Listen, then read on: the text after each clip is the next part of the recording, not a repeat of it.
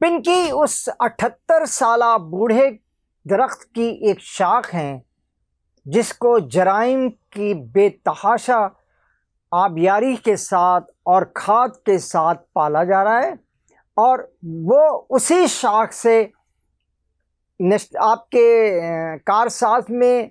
اسی شاخ پر کارساز میں موجود ایک صاحبہ جنہوں نے اپنی گاڑی سے،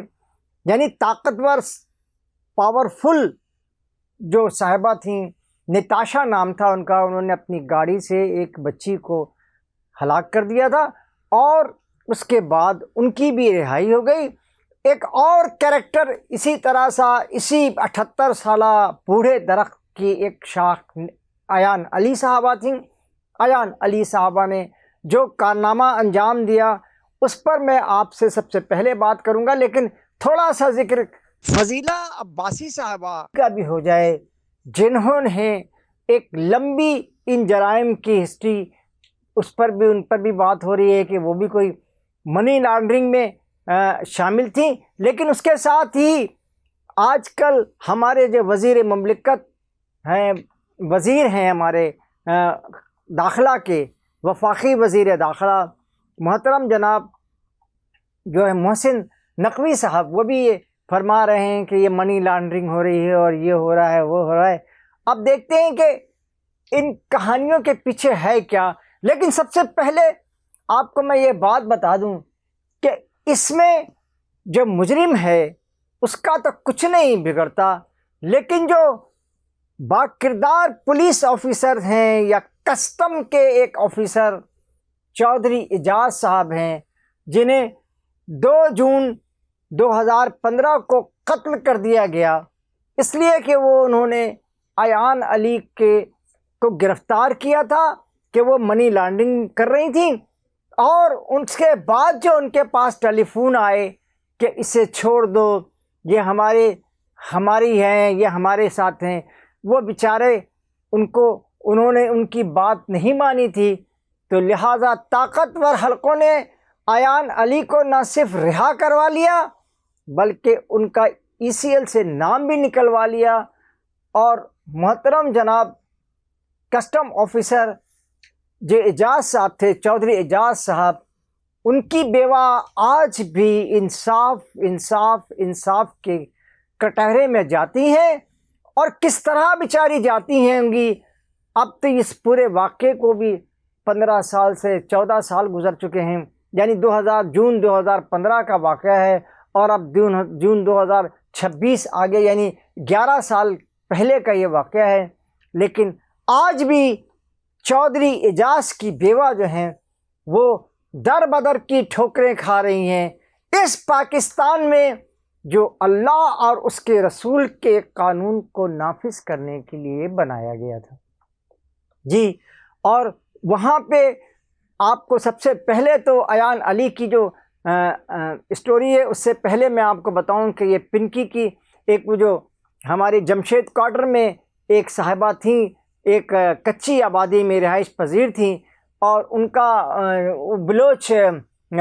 پاڑے سے وہاں سے انہوں نے اپنی زندگی کا آغاز کیا، اور ان کی بڑی تفصیلات آئی ہیں آمنے بھی اور سامنے بھی، بالکل ایسے ہی جیسے کچھ عرصے پہلے آپ نے فضیلہ عباسی صاحبہ کا بھی بہت تفصیل سنی تھی، اور کچھ ہی عرصے پہلے آپ نے نتاشا صاحبہ کی بھی بہت ساری تفصیل تھی کہ اب اس کو ہم چھوڑیں گے نہیں، اور اس کو ہم ابھی بھی کچھ ایسے ہی ڈرامائی کیفیت طاری ہے، اور ایان علی کے لیے بھی۔ اس کے بعد جو وہ کسٹم آفیسر چودھری اعجاز صاحب کا قتل ہو گیا، تو اس کے بعد 2015 میں ان کا قتل ہوا، اور اس کے بعد ان کی رہائی ہو گئی ایان علی صاحبہ کی، اور 2017 میں طاقتور لوگوں نے، کوئی کہیں بیٹھا تھا، کوئی کہیں بیٹھا تھا اور اپنے پیسے بھیجتا تھا، اور اس نے ایان علی کی ECL سے نام بھی نکلوا لیا، اور آج وہ آزادی کے ساتھ اپنی زندگی کو انجوائے کر رہی ہیں، نہ جانے کہاں ہوں گی۔ لیکن چودھری اعجاز کی بیوہ، جی ہاں، کسٹم آفیسر، ایماندار کسٹم آفیسر کی بیوہ آج بیچاری در بدر کی ٹھوکریں کھا رہی ہیں کہ شاید انہیں انصاف مل جائے، لیکن انصاف تو صاف انکار ہے، انصاف تو بالکل ختم کر دیا گیا۔ میں یہ پوچھنا چاہتا ہوں کہ اس سے پہلے بھی اس ملک میں ایسا ہی ہوتا رہا ہے اور شاید اس کے بعد بھی ایسا ہی ہوگا، تو پھر یہ شور شرابہ آخر ہوا کیسے؟ اچانک یہ شور شرابہ کی جو باتیں شروع ہو گئیں کہ جی اس کو جانے نہیں دینا، اس کو بھاگنے نہیں دینا، اس کو ہٹانا نہیں ہے، اس کو چھوڑنا نہیں ہے، اس کو پکڑنا ہے اور اس کو جانے نہیں دینا ہے کہیں بھی، اور یہ اس کو اوپر جو ہے نا ایک تفتیشی اور جاوید عالم صاحب جو آئی جی صاحب ہیں انہوں نے بھی اس پر سخت ایکشن لیا ہے کہ اس خاتون کے ساتھ جو ہے پنکی اس کو خاص پروٹوکول کیوں دیا گیا ہے۔ اب میں پوچھنا چاہتا ہوں کہ کس کو پروٹوکول نہیں دیا جا رہا ہے؟ کیا جو ایان علی کا کیس چلا تھا جس میں ایک کسٹم آفیسر مارا گیا بند گلیوں میں بٹھا کر کے دن دہاڑے، اس کی بیوی کے لیے کوئی کیس نہیں چل رہا کہ اس کی بیوی کو بھی انصاف مل سکے؟ یا یہ ساری صورتحال صرف ایک ڈرامہ ہے، رچایا جا رہا ہے اور ایسا محسوس ہو رہا ہے کہ اب اس ملک میں اس ساری صورتحال پہ پریشانی کیا ہے؟ یہ تو یہاں ہوتا رہتا ہے، آپ کورٹوں میں جائیں تو آپ کو گواہ بھی مل جاتے ہیں، میں اب ججز کے بارے میں تو کچھ کہہ نہیں سکتا، اگر بولوں تو ہونٹوں میں جلن محسوس ہوتی ہے، اگر چپ ہوں تو سینے میں گھٹن محسوس ہوتی ہے، لیکن بولنا تو پڑتا ہی ہے نا، کہ وہ بھی کہتے ہیں کہ جی یہ ثبوت نہیں ہے اور وہ ثبوت نہیں ہے اور یہ چیز نہیں ہے اور یہ غلط ہے، اور اس کی جو انکوائری ہوئی ہے اس میں جانبداری برتی گئی ہے۔ تو ایسا ہی ڈرامہ اگر یہ پنکی کے ساتھ بھی کیا جانا ہے، جنہیں انمول کہہ رہے ہیں، اب پتہ نہیں ان کا نام انمول ہے یا نہیں ہے، لیکن وہ اس حوالے سے تو انمول ہیں کہ پاکستان میں اب جو ہمیں رات گئے امریکہ سے ایک ہمارے دوست نے فون کیا اور انہوں نے کہا کہ بھائی یہ پنکی صاحبہ جو انمول صاحبہ ہیں ان کا کیا چکر کیا ہے؟ تو میں نے کہا کہ تمہیں معلوم نہیں ہے کہ یہ وہ ایک پاورفل طاقتور ہیں، اور آپ ذرا ان کا کانفیڈنس دیکھیں، وہ خاتون ہیں، ان کا آپ کانفیڈنس بھی دیکھ لیں کہ انہوں نے اس گرفتاری ہی کے دوران موبائل بھی استعمال کیا، کورٹ میں بھی موبائل استعمال کرتی ہوئی نظر آئیں، اور وہ اپنے لوگوں کو، اپنے جو اہلکار ہیں اور اپنے انڈر میں کام کرنے والے ہیں ان کو بھی انہوں نے بہت ہی زبردست طریقے سے ان کو ہدایات جاری کر دی ہیں کہ اب تم پریشان نہ ہونا۔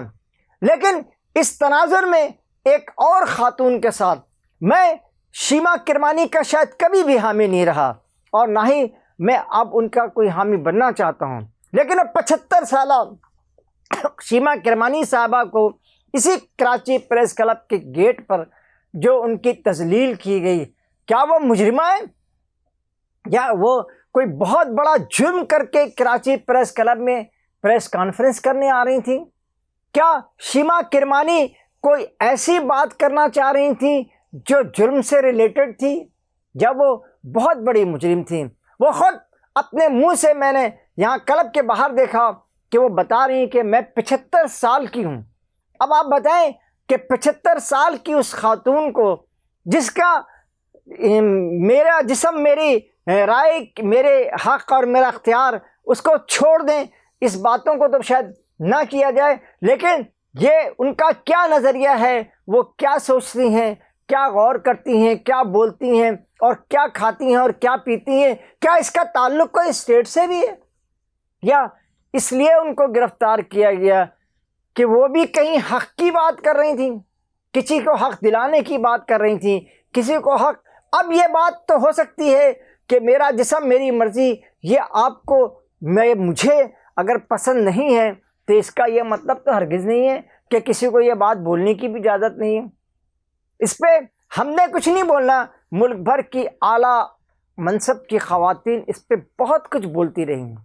اور شیما کرمانی کے خلاف بھی انہوں نے بہت ساری باتیں کی ہیں اور یہ بھی کہا ہے کہ یہ میرا جسم میری مرضی کہاں تک ہے۔ لیکن اب یہ سوال یہی ہوتا ہے کہ جس ملک میں جو مجرم، جن کے اوپر جرم ثابت ہو گیا ہو، جن کو ریڈ ہینڈڈ گرفتار کیا گیا ہو، ان خواتین کو اتنی پاور کون دیتا ہے؟ کہاں سے آتی؟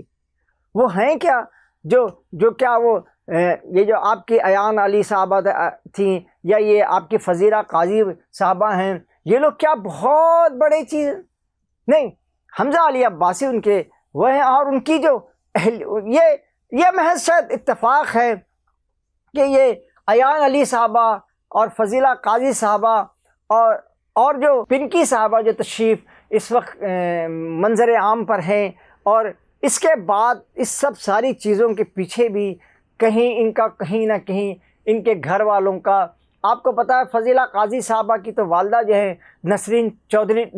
چودھری صاحبہ، وہ 2 مرتبہ MNA بھی رہ چکی ہیں پیپلز پارٹی کی طرف سے مخصوص نشست پہ، ملتان کی وہ صدر تھیں اور وہ پیپلز پارٹی کے ساتھ بھی رہی ہیں۔ لیکن یہ بات بھی بتاتا چلوں کہ اب سے 1-1.5 ہفتے قبل جو ہے وہ عدی، یعنی جو ہماری فریال تالپور صاحبہ ہیں، انہوں نے یہ آپ کے جو سندھ اسمبلی کے اندر اجلاس میں اس منشیات کے خلاف بہت لمبی باتیں کی تھیں، لیکن اس کی بات کے بعد یہ کہا جا رہا تھا کہ وزارت داخلہ کا یہ کام نہیں ہے، لیکن اس کے بعد یہ کارروائی ہوئی اور پولیس نے یہ کارروائی کی، پولیس نے ہی اس کو گرفتار کیا۔ تو پوچھنا یہ چاہتا ہوں کہ کیا اس کے پیچھے بھی کوئی ایک